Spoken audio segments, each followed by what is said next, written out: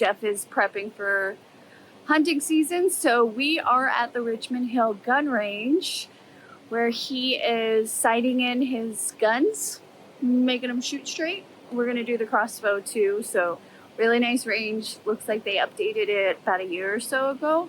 So nice features, electronic stuff. I don't quite all understand it all, but maybe Jeff will explain it to us later.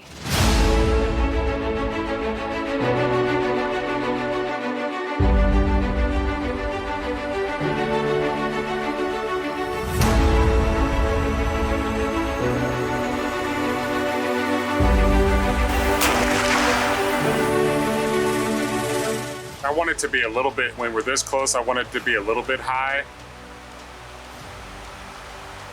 And now I'm gonna go over to the 100 yard.